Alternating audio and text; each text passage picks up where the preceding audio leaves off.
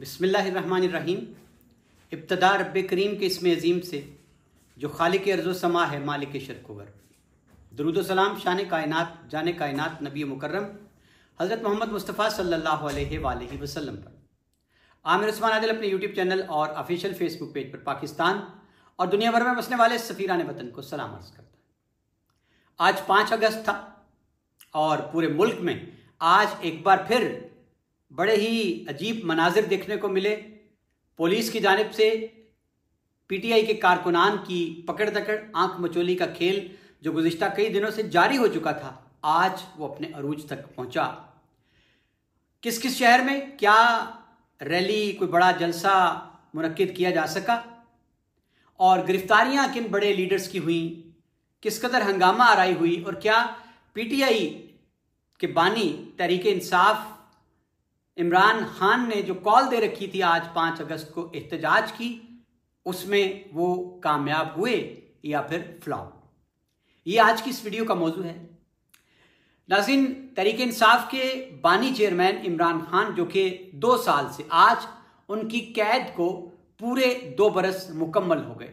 याद रहे कि पहली बार उनको 9 मई को गिरफ्तार किया गया, जिसके नतीजे में मुल्क गिर हंगामे फूट पड़े और फिर पीटीआई के खिलाफ पाकिस्तान में इदारों को आग लगाने, इमलाक को नुकसान पहुंचाने और दहशतगर्दी के इल्जामात के तहत मुल्क भर में मुकदमात कायम किए गए। इमरान खान को कुछ दिन के बाद रिहा कर दिया गया सुप्रीम कोर्ट के हुक्म पर, जब सुप्रीम कोर्ट ने उनकी इस गिरफ्तारी को गैर कानूनी करार दिया। लेकिन फिर उसके बाद थोड़े वक्फा हुआ और 5 अगस्त को इमरान खान को लाहौर उनकी रिहाइशगाह से दोबारा गिरफ्तार करके ले जाया गया और फिर नाज़रीन आज पूरे 2 बरस इमरान खान को कैद हुए मुकम्मल हो चुके हैं। इमरान खान ने आज 5 अगस्त का दिन चुना था मुल्क गिर एहतजाज के लिए और उन्होंने अपनी क़यादत को ये हिदायत की थी कि पूरे पाकिस्तान में भरपूर तरीके से एहतजाज रिकॉर्ड करवाया जाए। अब यहाँ नाज़रीन आज पाकिस्तान के तमाम बड़े शहरों से अब तक जो गैर जानिबदार ज़राए से जो सीसीटीवी फुटेजेस या कोई वीडियोस अपलोड हुई हैं, उनसे यही पता चलता है कि ये कहना गलत होगा कि लोग बिल्कुल निकले ही नहीं या सिरे से कारकुनान सड़कों पे आए ही नहीं। काबिले ज़िक्र तादाद आप कह सकते हैं। इतने ज़्यादा जबर में, इतनी ज़्यादा जो खौफ की फ़िज़ा है, उसके बावजूद कारकुनों का एक काबिले ज़िक्र तादाद में निकल आना मेरे नज़दीक ये एक पीटीआई के लिए उम्मीद का बायस बना है। अब बात करें गुजरात की, तो अगरचे गुजरात की बड़ी लीडरशिप जो है वो इस वक्त बैरून मुल्क है, पाकिस्तान में नहीं है। तहरीक इंसाफ के वाहिद अकलौते एमएनए जो थे ज़िला गुजरात से, सराय आलमगीर से चौधरी मोहम्मद इलियास जो काफ लीग को प्यारे हो चुके हैं, और कारकुनान की बड़ी तादाद वो पहले से ज़ेर अताब है और सलीम सरवर जोड़ा एक अरसा ज़ेर अताब रहे हैं। मंजर आम पे हाल ही में वो आए। और नाज़रीन आज गुजरात की हम बात करें तो एक काबिल ज़िक्र रैली जो है वो जीटी रोड पर हमें बिस्मिल्लाह मोड़ से ठिकरिया मोड़ तक वो देखने को मिली। ये आप अपनी मोबाइल स्क्रीन पर इसकी फुटेज देखेंगे। इसका एहतमाम तहरीक इंसाफ की जो यूथ की पुरअज़्म क़यादत है, इन नौजवानों ने किया था।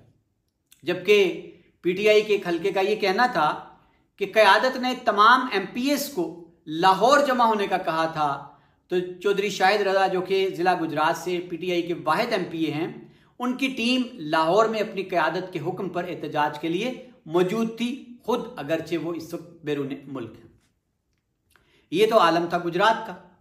अब नाज़रीन बाकी बड़े शहरों में जिस तरह मैंने बताया, पकड़ दकड़, पुलिस की जानिब से कारकुनों को, वर्कर्स को जो आज मनाजिर सामने आए, खींच कर घसीट कर ले जाती रही। सियालकोट से आज एक मंजर बड़ा ही वायरल हुआ पूरी दुनिया में। रेहाना डार जो कि तहरीक इंसाफ के इमरान खान के जो बड़े करीबी साथी हैं सियालकोट से, उस्मान डार, उमर डार उनकी वालिदा हैं, और जब उनके बेटों को गायब किया गया, उठा लिया गया, पाबंदे सलासल रखा गया, तो उनकी वालिदा ने 8 फरवरी 2024 का जो इलेक्शन था सियालकोट शहर से नामवर, नामी ग्रामी, भारी भरकम उम्मीदवार नून लीग के ख्वाजा मोहम्मद आसिफ के मुकाबले में लड़ा।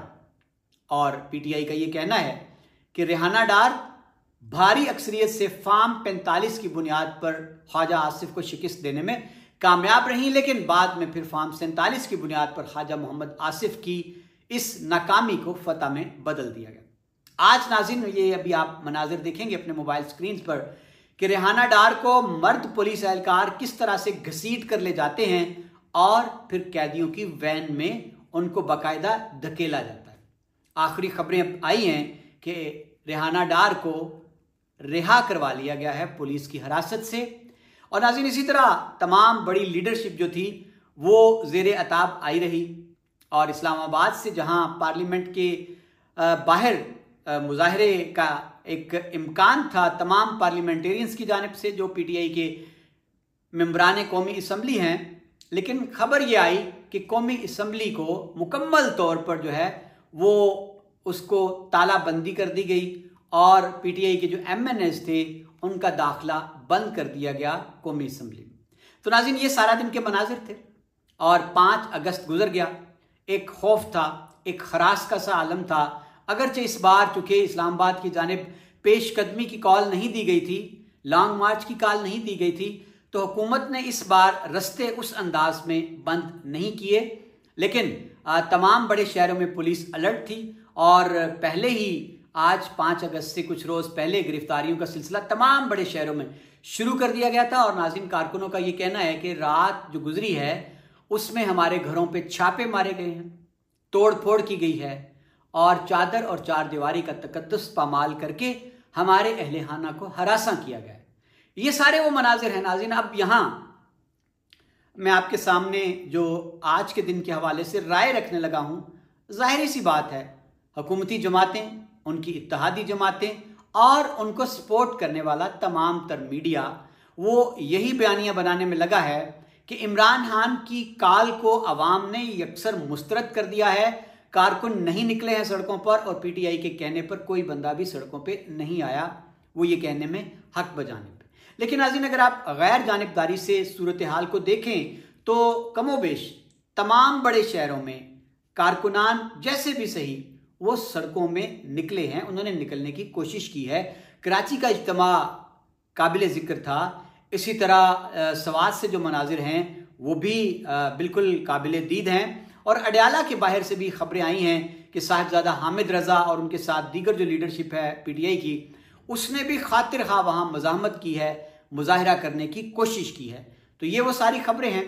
अब नाज़रीन देखना यह है कि आज की 5 अगस्त की कॉल के बाद इमरान खान अब अगली हिकमत अमली क्या मुरतब करते हैं, अपनी पार्टी को क्या हिदायत जारी करते हैं और दूसरी जानिब इदारे और हुकूमत आइंदा इमरान खान और उनकी जमात से निपटने के लिए क्या हिकमत अमली इख्तियार करेगी 5 अगस्त के दिन को देखकर।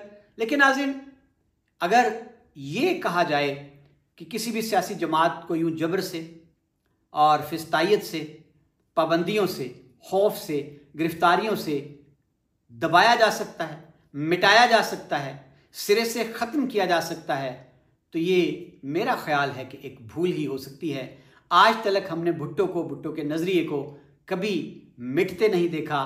इसी तरह नवाज शरीफ बारहा ज़ेरे ताब रहे, हमने नून लीग को टूटते तो देखा लेकिन ख़त्म होते कभी नहीं देखा।